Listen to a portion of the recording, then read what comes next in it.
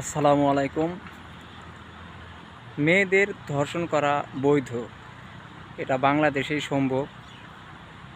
এখন বাংলাদেশে মেয়েদের কোনো নিরাপদ নাই, মেয়েরা কোনো নিরাপদে নাই। মেয়েরা বাইরে বার হলেই দেখা যায় যে ছেলেদের নজরে পড়ে যায়, মানে ছেলেরা মেয়েদেরকে রেপ করতে চায়। কিছুদিন আগে আপনারা দেখেছেন একটা মেয়ে, ছোট্ট একটি মেয়ে, 8 বছরের একটা মেয়ে, রামিসা। সে কি কোনো অপরাধ করেছিল? অপরাধ করে নাই, অথচ একটা তার বাবার বয়সের একটা ছেলে তাকে ধর্ষণ করলো। কিছুদিন পরে সেটার বিচারও হইল, মূলত তার ফাঁসির রায় হয়েছে। এখন ফাঁসি কার্যকর হবে কি না এটা বলা যাচ্ছে না। তো বাংলাদেশে অনেক যুবক পোলাপান দেখা যায় যে নেশা করতে করতে মেয়েদের দেখলেই খারাপ নজরে তাকায়।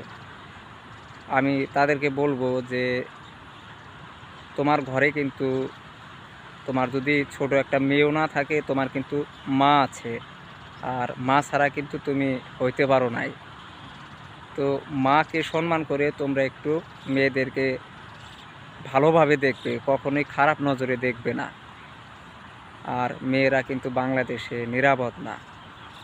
বাংলাদেশের তারা চলাফেরা করতে গেলে অনেক লোক তাদেরকে বদ নজরে দেখে, মানে তাদের সাথে খারাপ কিছু করতে চাই, টিজিং করে।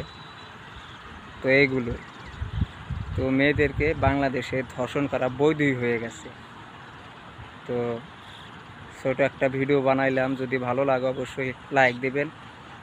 আর যদি আমার ভিডিও ভালো লাগে, মোবাইলের ক্যামেরাতে করতেছি, যদি ভালো লাগে অবশ্যই চ্যানেলটাকে সাবস্ক্রাইব করবেন। সকলে ভালো থাকবেন, সুস্থ থাকবেন এবং আমার জন্য দোয়া করবেন, আমি যেন এই চ্যানেলটার মাধ্যমে অনেক দূর এগিয়ে যেতে পারি। আসসালামু আলাইকুম।